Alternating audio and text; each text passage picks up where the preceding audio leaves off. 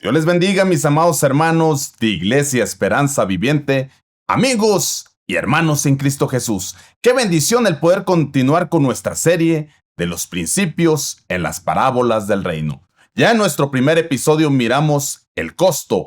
Hay un precio por seguir a Jesús a pagar. En el segundo episodio miramos la respuesta. ¿Cómo responde el corazón del hombre al mensaje de Dios? Y en nuestro tercer episodio miramos el amor que está sobre los ritos, las ceremonias, el amor que no tiene límites ni fronteras, el amor que te hace ver la necesidad de tu prójimo. Y en nuestro cuarto episodio miramos la inversión, cómo estamos administrando los recursos que Dios nos ha dado porque somos mayordomos, somos administradores de la casa del Señor, administradores de los recursos.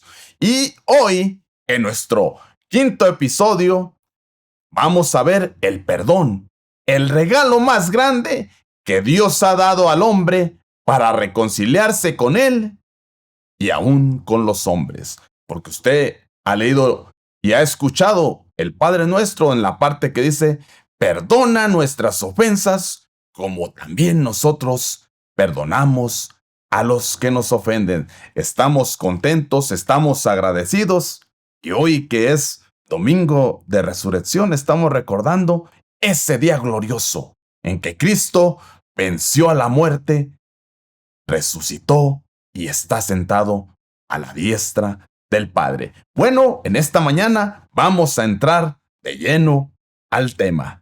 Gloria a Dios. Y vamos a empezar. Bueno, antes de entrar al tema, yo quisiera decir que hoy vamos a tocar la famosa parábola del hijo pródigo. La famosa parábola que es conocida como la parábola de oro.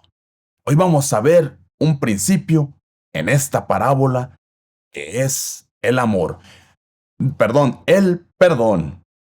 Y hoy, antes de entrar al tema, quisiera leerle para entrar en contexto.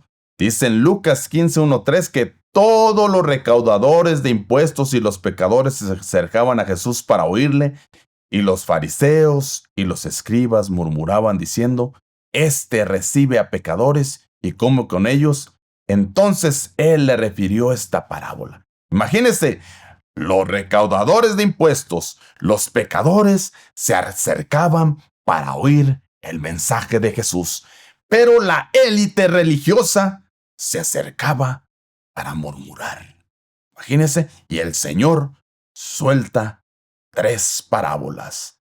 Suelta la parábola de la oveja perdida, la parábola de la moneda perdida y la famosa parábola del hijo pródigo. Bueno, vamos a entrar de lleno al tema en esta mañana y vamos a ir ahí a Lucas 15:11. Dice, un hombre tenía 2 hijos. Continuó Jesús. El menor de ellos le dijo a su padre, papá, dame lo que me toca de la herencia. Y así que el padre repartió sus bienes entre los dos. Mire, pero antes de entrar al tema, vamos a ver que el padre, que este hijo pidió la herencia. Amén. Y vamos a ver aquí que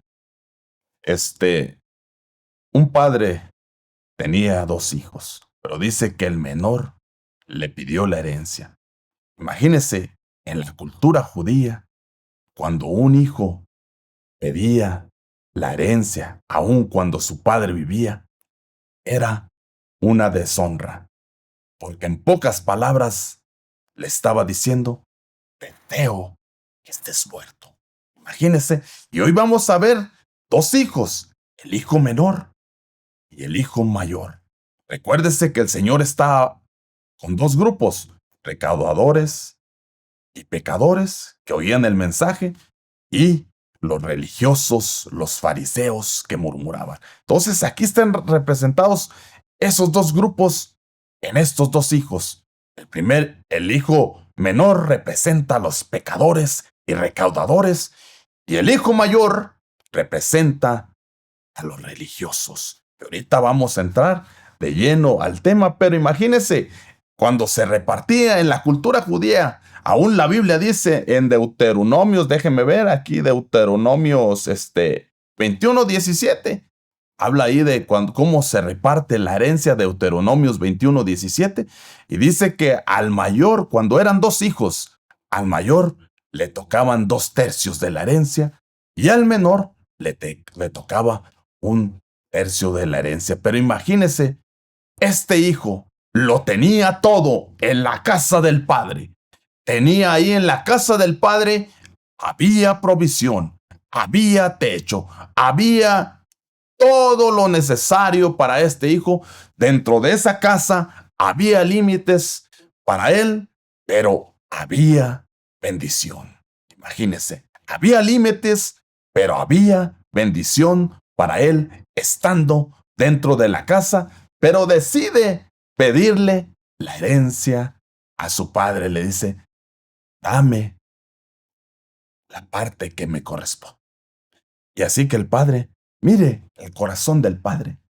El padre no lo negó, pero en la cultura judía, como le decía, era una deshonra. Era como decirle, deseo que estés muerto. Entonces, vamos a continuar. Y en Lucas 15:13 dice, poco después el hijo menor juntó todo lo que tenía y se fue a un país lejano, y ahí vivió desenfrenadamente y derrochó su herencia. Imagínense, este hijo, número uno, pide la herencia al padre en vida, como diciendo, deseo que estés muerto, y ahora se va a un lugar, dice aquí, muy lejano. Estaba en la casa del padre y decide irse a un lugar muy lejano. Imagínense, en pocas palabras, él se estaba separando de la comunión de su padre. Él se estaba separando de la bendición que recibía en la casa de su padre. Él se estaba separando como diciendo, no me interesa tu autoridad, no me interesa tu bendición, no me interesa tu provisión, yo solo quiero lo mío. Mire, este hijo era egoísta y se fue a un lugar lejano. Imagínense, de estar en la casa de provisión, se fue a un lugar lejano. En pocas palabras, se separó de la comunión de su padre. Y en la cultura judía, imagínense, este hombre era judío. Pocas palabras, se fue a ese lugar lejano, a un pueblo gentil, a vivir desenfrenadamente, y dice que derrochó toda su herencia. Eso representa, mire, eso representa una vida sin dirección. Cuando uno derrocha, una vida desperdiciando el propósito, desperdiciando el tiempo, desperdiciando todo lo que Dios nos ha dado. Entonces, pero no se fue, imagínese, se fue lejos. Imagínese, como diciendo, ya no quiero ser parte de ti, Padre. Imagínese, como diciéndole al Padre, si lo vemos desde el contexto cultural, como diciéndole al Padre, ya no quiero ser parte de tu cultura, ya no quiero ser parte del pacto, ya no quiero ser parte de este pueblo, ya no quiero tener nada que ver con este pueblo.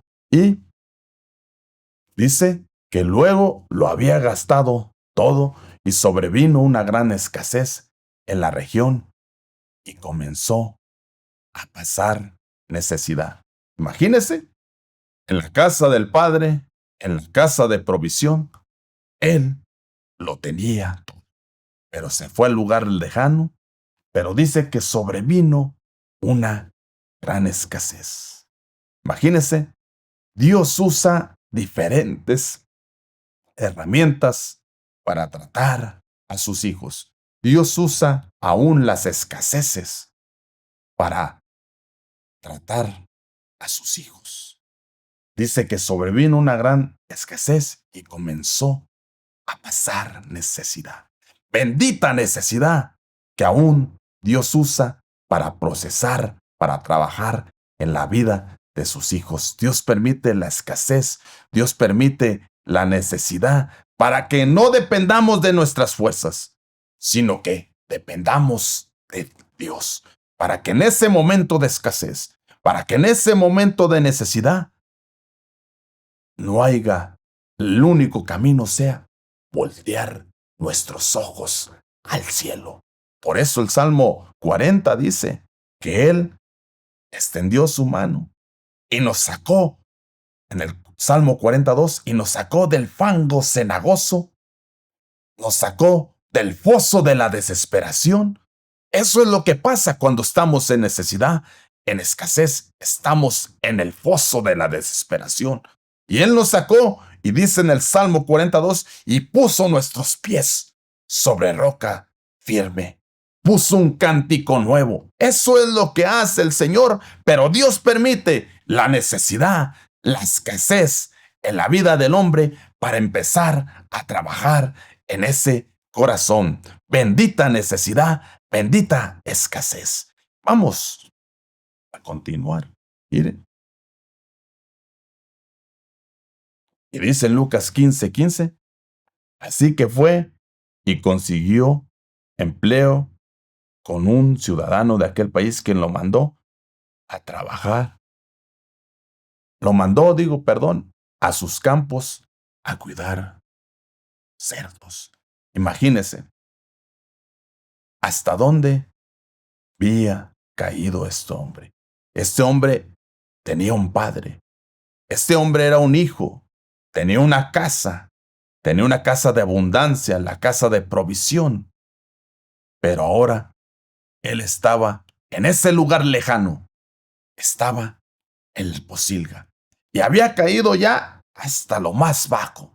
Imagínese, ahora él consigue empleo. Pero imagínese, para un judío era lo más impuro.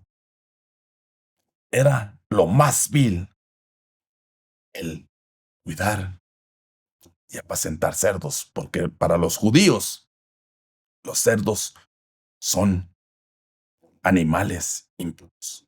Imagínese hasta dónde había caído.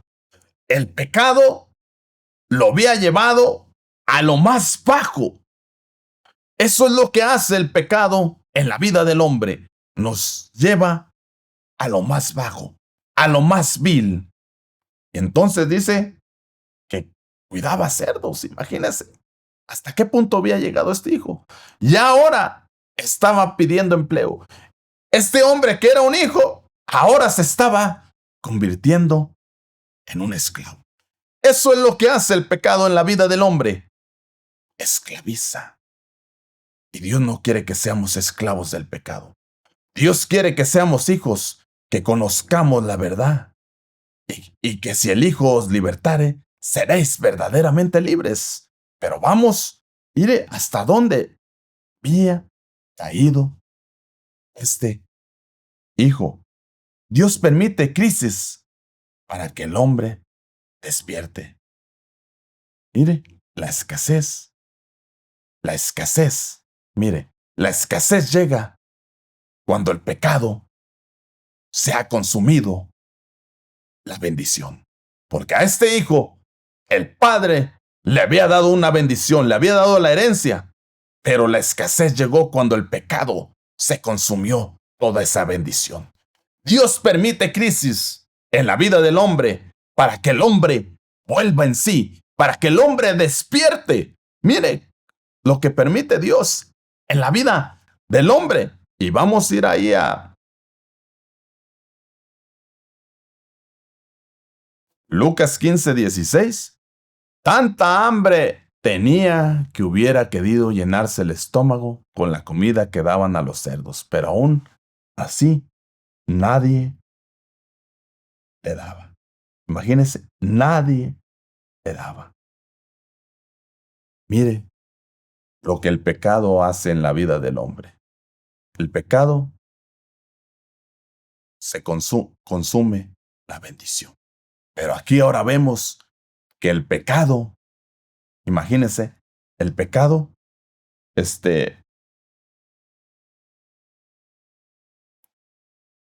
trae vacío a la vida del hombre. El pecado trae vacío a la vida del hombre. Porque este hombre aquí dice que tanta hambre tenía que hubiera querido llenarse el estómago con la comida que daban los cerdos, pero aún nadie le daba. Imagínense, estaba en, en el clímax de la necesidad. Pero eso es lo que hace el pecado en la vida del hombre. Produce un vacío.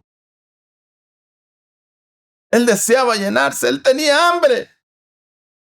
Pero dice, pero aún nadie le daba. Mire, él era judío. Se fue a un lugar lejano. Aquí miramos que los gentiles no tenían misericordia de proveerle pan. Este hombre anhelaba, había caído a lo más bajo, imagínense. Estaba entre los cerdos, lo más bajo, en el momento más bajo de su vida. Y en el 15:17 dice, y por fin recapacitó y se dijo, ¿cuántos jornaleros en la casa de mi padre tienen comida de sobra? Y yo aquí me muero de hambre. Mire, Dios permite la escasez. Dios permite la necesidad. Dios permite que caigamos hasta lo más bajo para volver en sí. Dice que este hombre volvió en sí. Imagínese, esa frase, volver en sí, es como que él estaba, en locura, estaba en un engaño, estaba en oscuridad. Imagínese que en la cultura judía, el pecado se miraba como falta de sensatez. ¿Quién es un hombre sensato? Aquel hombre que tiene un juicio claro, aquel hombre que tiene decisiones claras, aquel hombre que lo rige su vida. Hay una ley que rige su vida. Es aquel hombre que es sabio. Pero en la cultura judía, imagínense, el pecado se miraba como locura, como perder la sensatez, como, imagínense lo que había provocado el pecado en la mente de este hombre, porque dice que él estaba perdidamente, una mente perdida, imagínense. Por eso aún la Biblia dice que nosotros necesitamos ahora tener la mente de Cristo. Necesitamos, toda la Biblia habla de renovar nuestra mente, de renovar nuestros pensamientos. Y aún la palabra arrepentimiento viene del griego metanoia, que quiere decir un cambio de mente. Entonces, si cambiamos nuestra mente, nuestra forma de pensar, eso se va a manifestar en nuestra forma de ser.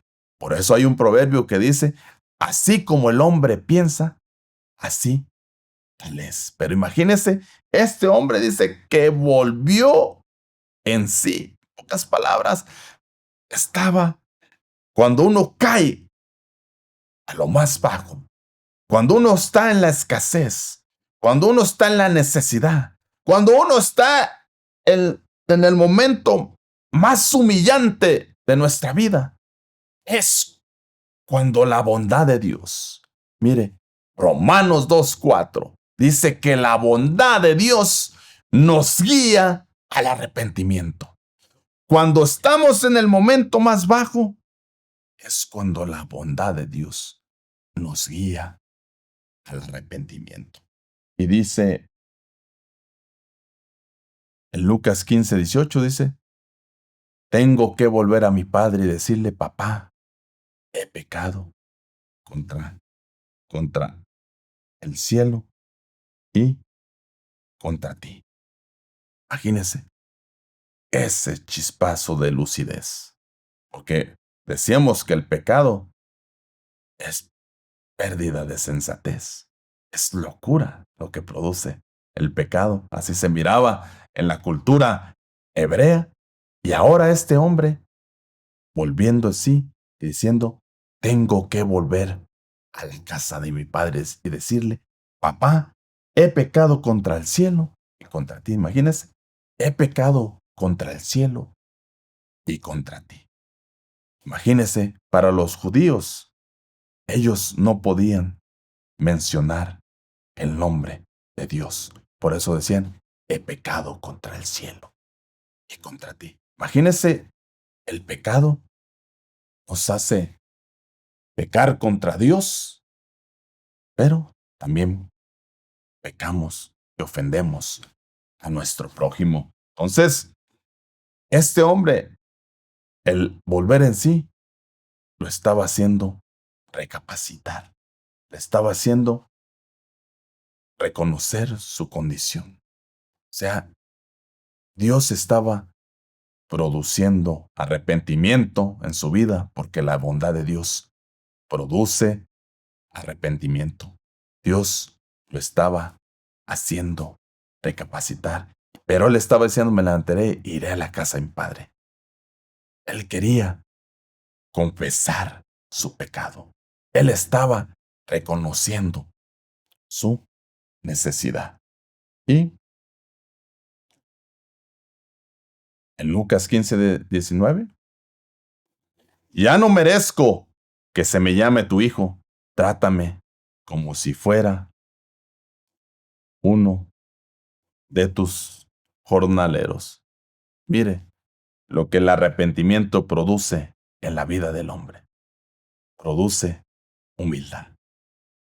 El arrepentimiento produce humildad en la vida del hombre, porque este hijo estaba diciendo, trátame como si fuera uno de tus jornaleros. Y viéndolo desde otro ángulo, imagínese, él ya no se sentía hijo. El pecado le había hecho perder su identidad de hijo. Y ahora él quería ser, aunque sea, un jornalero. O sea, él quería que ser un jornalero. Trátame como uno. El jornalero no era, imagínense, el jornalero era el que trabajaba por periodos, por una jornada.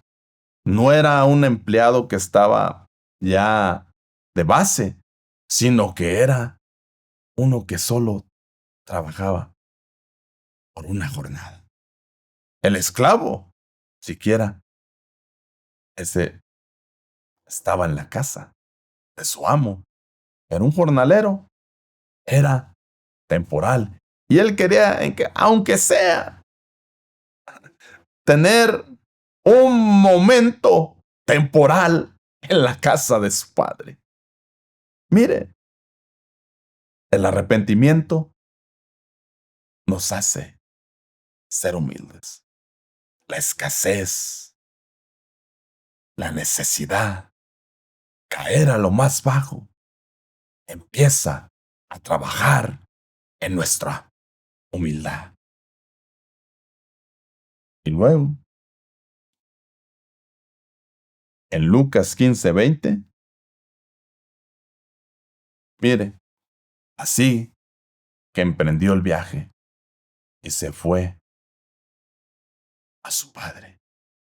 Todavía estaba lejos cuando su padre lo vio y se compadeció de él.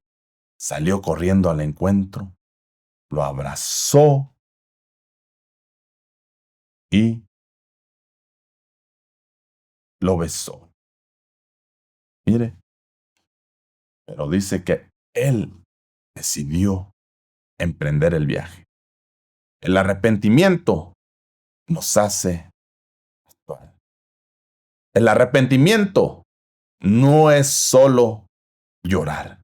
El arrepentimiento nos hace actuar, nos hace hacer cambios en nuestra vida, tomar decisiones, confesar nuestro pecado, ir y pedir perdón. Es lo que hace el arrepentimiento. Ir y pedir perdón, un perdón genuino. Pero dice que el emprendedor todavía estaba lejos cuando su padre lo vio. Imagínense, su padre lo vio y dice que fue movido a misericordia. Imagínense, fue movido a misericordia. Desde sus entrañas el padre sentía lo que su hijo estaba pasando. Su padre fue movido a misericordia. Ese es el corazón del Padre, que es movido a misericordia. ¿Se recuerda cuando vimos la parábola del buen samaritano? Dice que el buen samaritano fue movido a misericordia. Y dice que salió corriendo, imagínense, venía su hijo. El pecado le había destrozado su vida. El pecado lo había dejado lo más vil. El padre sale corriendo. En la cultura judía, para un padre, para un patriarca, era humillante correr. Era una deshonra, porque necesitaba levantarse su túnica, si iban a ver sus pies, salir corriendo. Pero imagínense, aún en la cultura judía, tenían un protocolo dentro de la comunidad. Cuando alguien se iba de la comunidad y derrochaba la herencia de su padre, todo el mundo se daba cuenta. Y cuando alguien regresaba, ellos tenían un protocolo que se llama el Keshashá. Mire, esa palabra, vea, Keshashá, era un ritual. Aún los vecinos, cuando iba regresando aquel hijo que deshonró a su padre, dice que salían corriendo y quebraban una tinaja, como diciendo, no eres bienvenido, estás fuera de la comunidad. Pero el padre estaba a la puerta y dice que él miró a su hijo y la compasión lo hizo actuar. Fue corriendo. Él fue corriendo porque antes de que salieran sus vecinos y le quebraran esa tinaja, ese rito donde le decían no eres bienvenido, estás fuera, su padre fue corriendo a abrazarlo como diciendo yo lo cubro, él es mi hijo. Mire, qué maravilloso es el evangelio, qué glorioso. Entonces, imagínense, si rompían esa tinaja, se le prohibía la entrada. Pero el padre estaba diciendo, eres bienvenido, tú eres mi hijo, yo te cobro. Imagínense, él corrió porque no quería que la comunidad, que el pueblo condenara a su hijo. Eso es lo que hace la misericordia y el amor. Cubre multitud de faltas. Eso es lo que hace la bendita gracia. Eso es lo que hace cuando tú y yo pedimos perdón a Dios. Él nos cubre con su amor. Él nos cubre con su misericordia. Imagínense, este padre corrió a cubrirlo como diciendo, este es mi hijo, nadie me lo toca. Este es mi hijo, yo lo cubro. Él no quería que su hijo fuera condenado por la comunidad. Él corrió y dice que lo abrazó, dice ahí, lo abrazó. Ese abrazo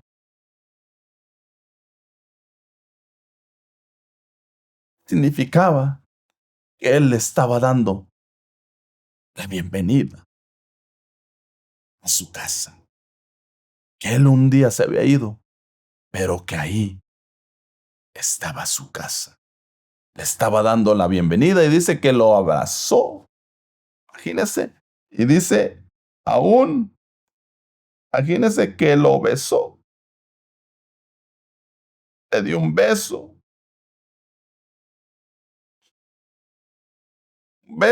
bienvenida. Le dio su beso de bienvenida. Ese abrazo, ese beso, estaban diciendo, eres bienvenido, te perdono. Mire, el Padre es un Padre expresivo, un Padre que abraza, un Padre que besa. Imagínense, un Padre que es movido en misericordia.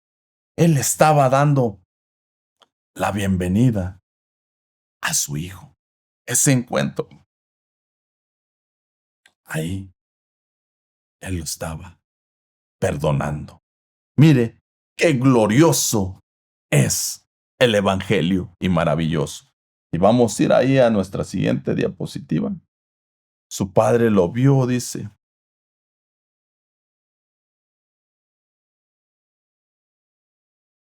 En Lucas 15:21 dice, el joven le dijo, papá, he pecado contra el cielo y contra ti. Ya no merezco que me llames tu hijo. Mire, el arrepentimiento nos hace actuar, pero el arrepentimiento también nos hace confesar nuestro pecado. Un arrepentimiento genuino hace que traiga confesión de pecado. Aquí el hijo pródigo le estaba diciendo, he pecado contra el cielo y contra ti, ya no merezco ser tu hijo. Pero recuerde, el padre con ese beso y ese abrazo le estaba dando el perdón y la bienvenida a su hijo. Y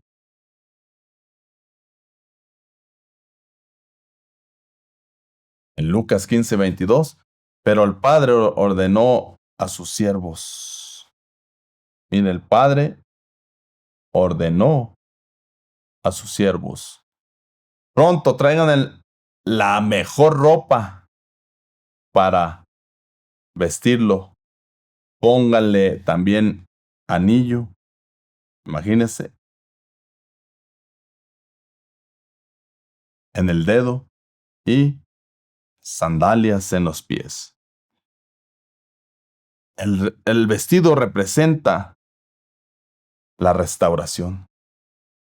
Imagínense, en ese tiempo, el mejor vestido era una túnica reservada para invitados importantes, celebraciones especiales, miembros honorables, perdón, de la casa.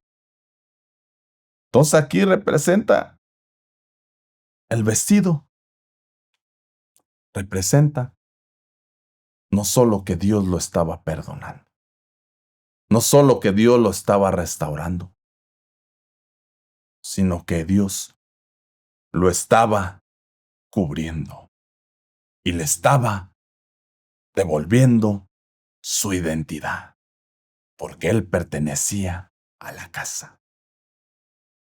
Ese vestido era para un evento especial dentro de la familia. Le estaba devolviendo su identidad, lo estaba cubriendo con su bendita gracia. Qué glorioso y maravilloso es el Evangelio. Y dice aún que también dice, póngale también un anillo en el dedo. Imagínense, el anillo, el anillo era un símbolo de autoridad y pertenencia familiar. Dios no solo perdona, sino restituye la identidad. El anillo en esa cultura era un sello de autoridad. Se usaba para firmar documentos familiares y negocios. No era un adorno, era poder. En pocas palabras, el anillo significaba, yo no te estoy recibiendo como un visitante, yo te estoy recibiendo como hijo. y te estoy devolviendo la autoridad que tenías dentro de la casa. Tú eres mi hijo, porque eso significaba el anillo, imagínense. Era un lazo familiar, era autoridad, era un sello.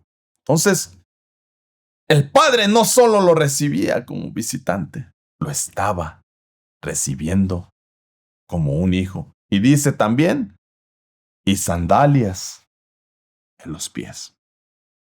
Mire, los esclavos en esta cultura, los esclavos caminaban descalzos. Ellos no usaban sandalias. Y los hijos, los hombres libres, usaban sandalias. Imagínense. Entonces, en pocas palabras, los hijos y hombres libres usaban sandalias. Entonces, las sandalias le estaban diciendo, el padre le estaba diciendo al hijo, ya no eres esclavo del pecado. Eres un hijo de Dios. Eso es lo que representan las sandalias. Le estaba dando otra vez en cada ornamento la identidad de hijo. Ya no eres esclavo del pecado. Eres un hijo de Dios. Imagínense qué glorioso y maravilloso es el Evangelio. Entonces, las sandalias nos hablan de la libertad. Ahora en Cristo, dice la Biblia, y si el Hijo os libertare, seréis verdaderamente libres. Imagínense lo que representan las sandalias, libertad. Ya no eres esclavo del pecado. Eres un hijo de Dios.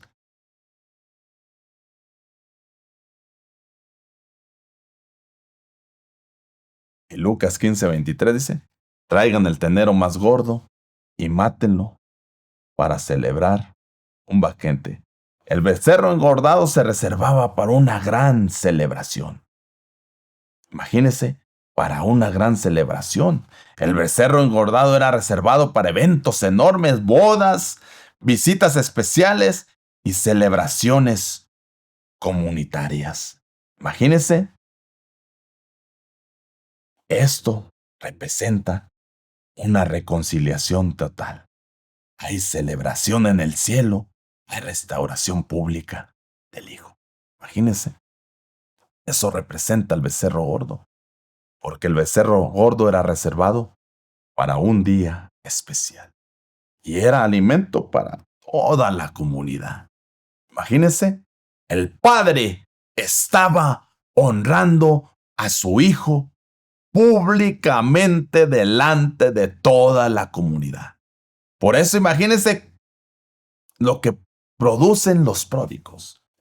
Los pródigos producen banquetes.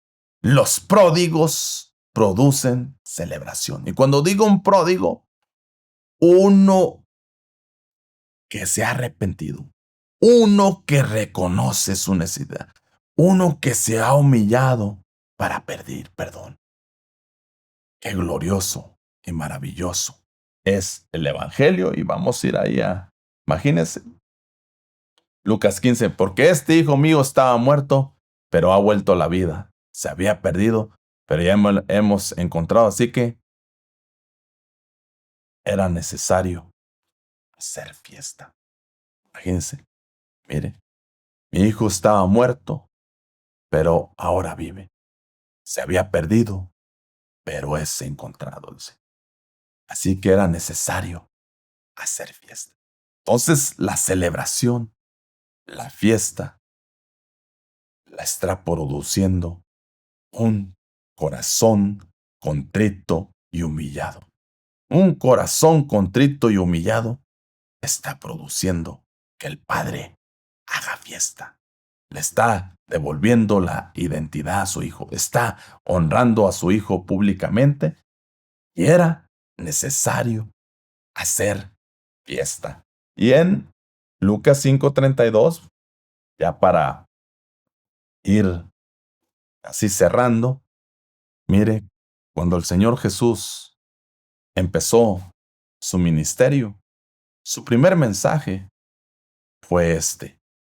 Dice Lucas 5:32, no he venido a llamar a justos, sino a pecadores, para que se arrepientan. El Señor no ha venido a llamar a justos, sino a pecadores. Un pecador es el que reconoce su condición delante de Dios. Pero un justo se justifica en su propia justicia. Y eso es lo que hacía este grupo, esta élite de fariseos. Se justificaban a sí mismos.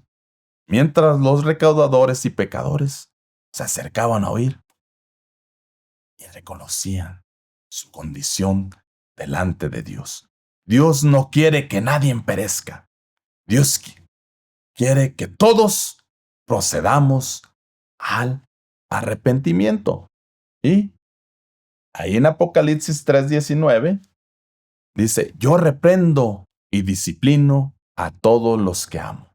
Por lo tanto, sé fervoroso y arrepiento. Imagínense, yo reprendo y disciplino a los que amo. La reprensión, la disciplina es por amor.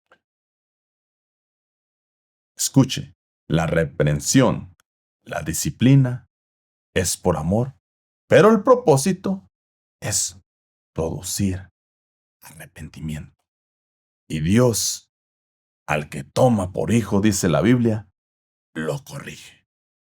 Amor también es corrección. Amor también es corrección. Entonces, Dios a los que toma por hijo. Por eso este hijo menor que pidió la herencia, la derrochó. Dios tuvo que procesar su vida. Dios tuvo que tratarlo porque era hijo. Y ahí, en el Salmo 51:17 dice, mire, el sacrificio que te agrada es un espíritu quebrantado. Tú, oh Dios, no desprecias el corazón quebrantado y arrepentido. Pedir el sacrificio que le agrada al Señor es un espíritu quebrantado. Ese es el sacrificio que le agrada a Dios, un espíritu quebrantado. El pródigo tuvo que caer hasta lo más bajo, hasta lo más vil. El Señor tuvo que quebrantarlo, quebrantar su espíritu. Y dice que el Señor no desprecia el corazón quebrantado y humillado, quebrantado y arrepentido, perdón. Imagínense, así era el corazón del pródigo cuando estaba regresando a la casa del Padre.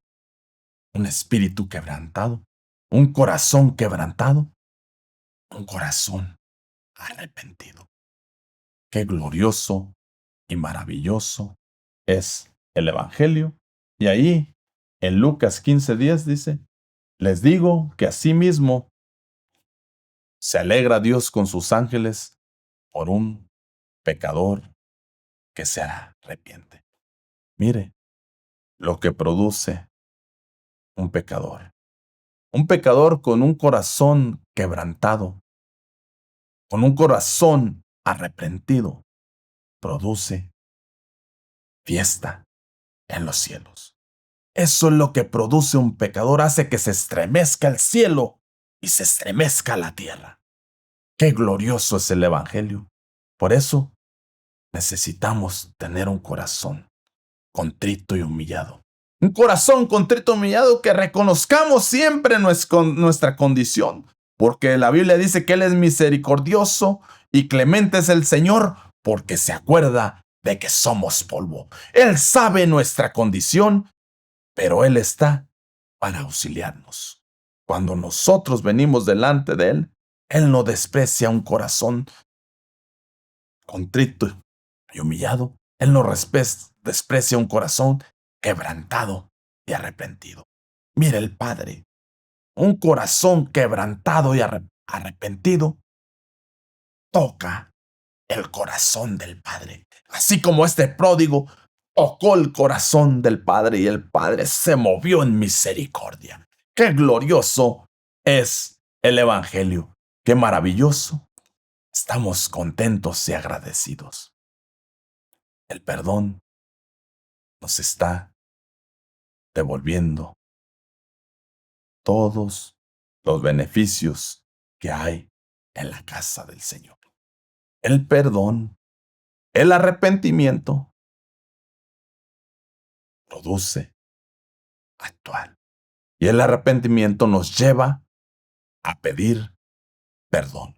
Y cuando pedimos perdón, hay una reconciliación. Dice la Biblia que éramos enemigos de Dios, separados de la presencia de Dios, destituidos de la gloria de Dios. Pero el perdón lo que hace, trae reconciliación. Con el Padre. Se reconcilia. Y el único mediador entre Dios y los hombres se llama Jesucristo. Él es el que es el medio de paz entre Dios. Por eso dice, mas Dios muestra su amor, que aún siendo pecadores, Él murió por nosotros. Eso es lo que hace la reconciliación. Entonces, necesitamos arrepentirnos, necesitamos pedir perdón y necesitamos reconciliarnos para que nuestra comunión se vuelva a restablecer con nuestro Padre. Imagínese la cara de la élite religiosa con esta parábola.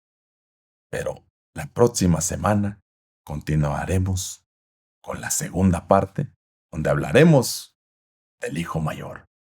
Hoy hablamos del hijo pródigo, ese que derrochó, pero que volvió en sí de su locura. Qué glorioso y maravilloso es el Evangelio. Y quisiera enseñarle nuestra página de ruadisciple.com. Usted vaya ahí, suscríbase. Esta herramienta es para hacer de bendición, de edificación. Entonces, que usted pueda ir a nuestra página. Y yo quisiera decirle que esto ha sido todo por hoy. Y recuerda, en Cristo siempre hay una esperanza viva. Hasta la próxima y el Señor les bendiga. Amén. La gloria del Señor se levante, la gloria del Señor se levante, alabanza y honor, se levante, hasta la gloria del Señor se levante, la gloria del Señor se levante, alabanza y honor, se levante, hasta gloria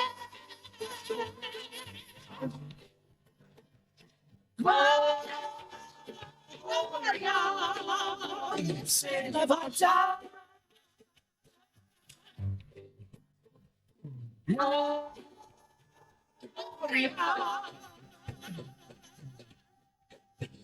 se levanta.